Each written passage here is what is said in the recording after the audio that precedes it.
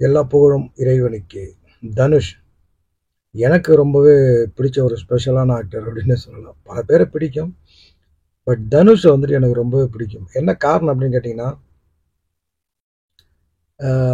ஆரம்ப காலகட்டத்திலேருந்தே பார்ப்போமே, எம்ஜிஆர், சிவாஜி காலத்துலேருந்தே ரொம்ப அழகாக இருக்கணும், வெள்ளை வெளியேன்னு கதாநாயகன்லாம் இருக்கணும், சண்டை தெரிஞ்சிருக்கணும், டான்ஸ் ஆட தெரிஞ்சிருக்கணும், ஃபைட்டு தெரிஞ்சிருக்கணும். அதான் சண்டைன்னு சொல்லியாச்சா. ஸோ ஆக்ஷன் சீக்வன்ஸ், அட்வென்ச்சரஸ் இது எல்லாமே வந்து பண்ணணும் ஒரு ஹீரோன்னா. அதுக்கு உண்டான உடல் தகுதி இருக்கணும். 6 பேக்கு, 8 பேக்கு, அது 20, 24, 25 வரைக்கும் வந்து பார்த்தீங்கன்னா அந்த பேக்ஸ் எல்லாம் இருக்கணும். ஆர்ம்ஸ் நல்லா இருக்கணும், குதிரை ஓட்ட தெரிஞ்சிருக்கணும், கழுதை மேய்க்க தெரிஞ்சிருக்கணும், ஸ்விம்மிங் பண்ண தெரிஞ்சிருக்கணும், ரொமான்ஸ் பண்ண தெரிஞ்சிருக்கணும். இது எல்லாமே வந்து பார்த்தீங்கன்னா தெரிஞ்சிருக்கணும்னு பல நடிகர்கள் சினிமா பக்கமே வராமலே போயிட்டாங்க.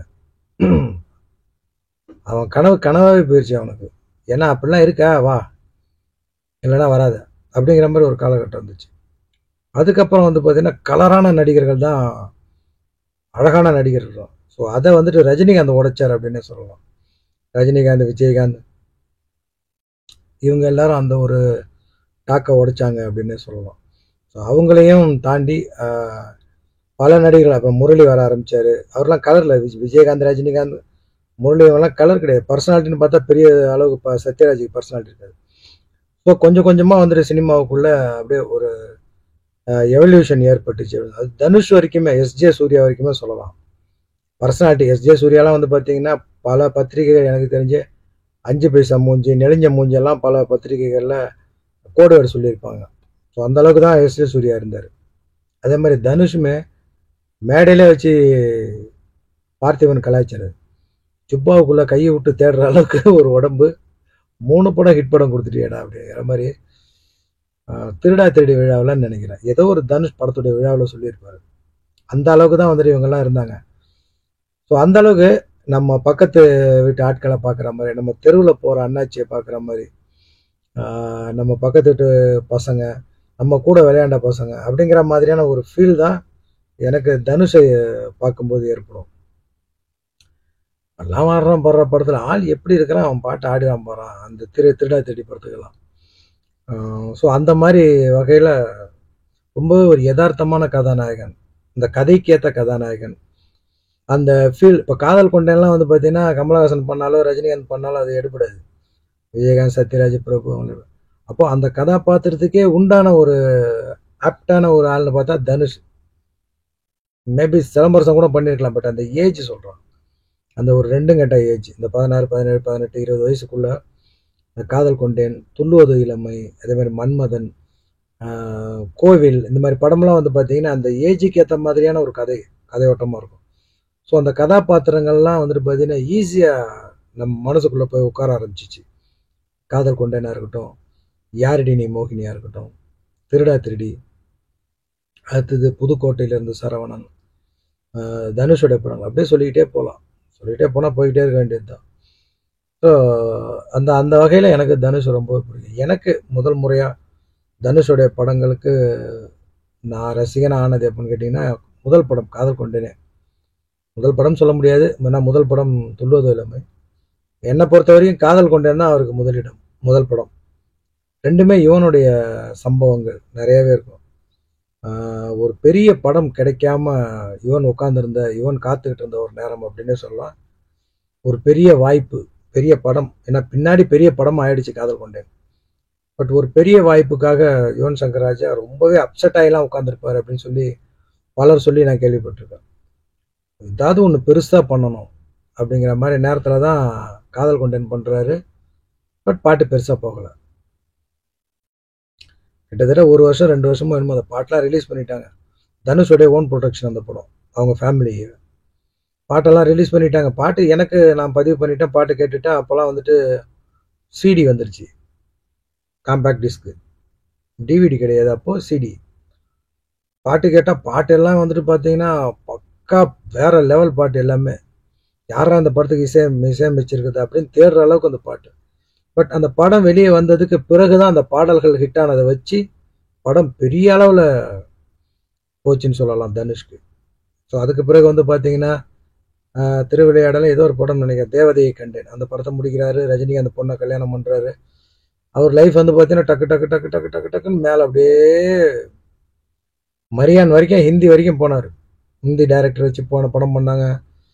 அதுக்கப்புறம் வேற மாதிரி ஒரு ரேஞ்சே போயிடுச்சு. அதுக்கப்புறம் அதில் கான்டெஸ்டி பட்ட மாதிரியே இல்லை, இவங்களோட சேட்டையாக தெரியுது. 2 பேரும் லைஃப்பில் வந்து பிரிஞ்சு அவங்கவுங்க தனித்தனியாக குடும்பம் நடத்திட்டு இருக்கிறாங்க. பேர் சொல்லும் பிள்ளைகள் 2 பிள்ளைங்க. 2 பசங்களுமே இன்றைக்கும் கதாநாயகனாக நடித்தா கூட பார்க்கலாம். ஆளுங்க அந்த மாதிரி இருக்காங்க. கிட்டத்தட்ட அந்த பெரிய பையனை பார்க்கும்போது தனுஷுடைய ஜாடையும் இருக்கும், ரஜினியுடைய ஜாடையும் இருக்கும், ரஜினி அம்மாவுடைய ஜாடையும் இருக்கும், ரஜினி மகள் ஐஸ்வர்யா ராயுடைய ஜாடையும் இருக்கும் அந்த பையன் முகத்தில். பெரிய பையன். சின்ன பையன் அதே மாதிரி தான், எல்லாம் மிக்சடு காக்டெயில் தான். ஸோ ஒரு கதாநாயகன் அந்தஸ்தில் இப்போ அந்த பையன் இருக்கிறான்.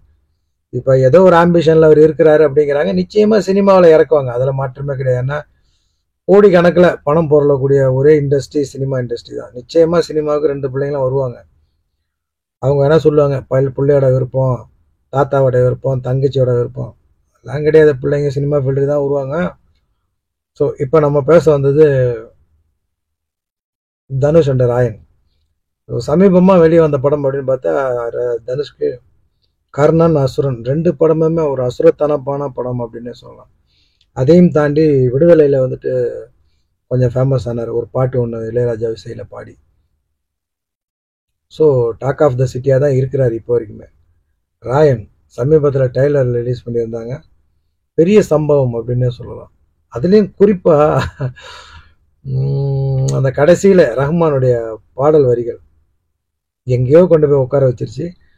அந்த பாட்டு இந்த அளவுக்கு, அந்த படம் இந்த அளவுக்கு இன்னைக்கு ரீச் ஆகி இருக்கு அப்படின்னா, ஒரு பக்கம் தனுஷ், ஒரு பக்கம் சன் பிக்சர்ஸ் இருந்தாலும் இந்த பாட்டை மக்கள்கிட்ட போய், இந்த படத்தை மக்கள்கிட்ட போய், ராயன் அப்படிங்கிற ஒரு விஷயத்தை கொண்டு போய் மக்கள்கிட்ட சேர்த்தது ஏஆர் ரஹ்மான். இதை நான் பல வருஷமா சொல்லிட்டு இருக்கிறேன். இளையராஜா வைரமுத்து பிரச்சனை வந்தப்போ கூட நான் இந்த கருத்தை தான் சொன்னேன். ஒரு பாட்டு தான் மக்கள்கிட்ட கொண்டு இந்த படத்தை சேர்க்குது.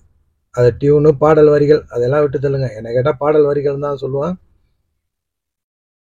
இப்பயும் பாருங்க, அந்த பாடல் வரிகள் தானே போயிருக்கு. உசுரே நீதானே, அதுதானே மக்கள்கிட்ட போய் சேர்ந்துருக்கு. அங்கே போய் உட்காந்தானே நானே அதுவா போய் சேர்ந்துருக்கு. அப்படி அவனும் பாடவும் மாட்டாங்க. ஸோ பாடல் வரிகளுக்கு முதலிடம். 2வது அந்த டியூனோடு சேரும்போது மூடியும் ஜாடியும் சேர்ந்த மாதிரி பொருத்தமாக இருக்கும்.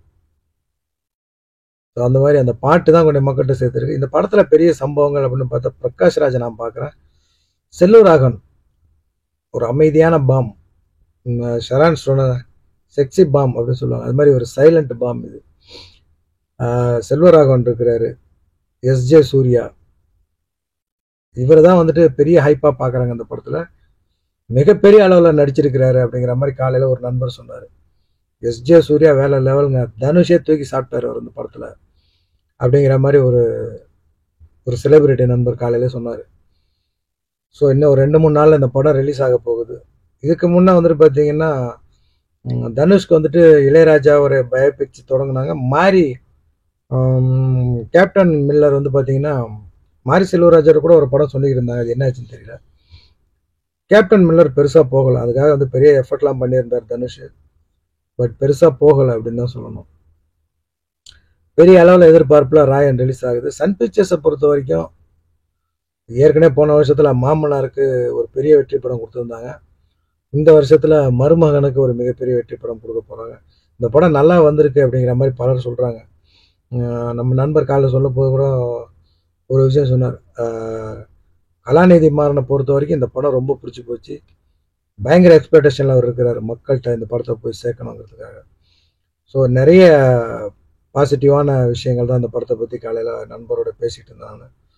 ஸோ இன்னும் ஒரு 5 நாள் நினைக்கிறேன், 5 நாளைக்கு பிறகு இந்த படம் ரிலீஸ் ஆகுது. ஏஆர் ரஹ்மானோட இசையில் நம்ம காளிதாஸ், ஜெயராம் காளிதாஸ், சந்தீப் கிஷன், தனுஷ், செல்வராகவன், எஸ்ஜே சூர்யா இவங்களுடைய நடிப்பில் மிக பிரம்மாண்டமான படம். தனுஷோடைய கரியரில் பெரிய படம், தனுஷோடைய 50வது படம், சன் பிக்சர்ஸோடைய படம், ஏஆர் ரஹ்மானுடைய இசையில் ராயன். ஸோ நானும் உங்களை மாதிரி எதிர்பார்த்து காத்துக்கிட்டு இருக்கிறேன். பார்ப்போம் எந்த மாதிரியான சம்பவம் இந்த படம் பண்ணுது. ஏன்னா 50வது படம் தனுஷ்க்கு. காதல் கொண்டேன்லேருந்து இந்த 50வது படம் வரைக்குமே தனுஷுடைய மிகப்பெரிய ஃபேன் நான். ஸோ உங்களில் யார் ஆரம்பத்துலேருந்தே தனுஷுடைய ஃபேன் இருக்கிறீங்களோ இந்த வீடியோக்கு ஒரு லைக் பண்ணுங்கள். முடிஞ்ச அளவுக்கு உங்களால் ஷேர் பண்ண முடிஞ்சால் ஷேர் பண்ணுங்கள். மறக்காமல் உங்கள் கமெண்ட்டை விட்டுட்டு போங்க. இறைவன் நாடினால் இன்னொரு வீடியோவில் உங்களை சந்திக்கிறேன். எல்லா புகழும் இறைவனுக்கு.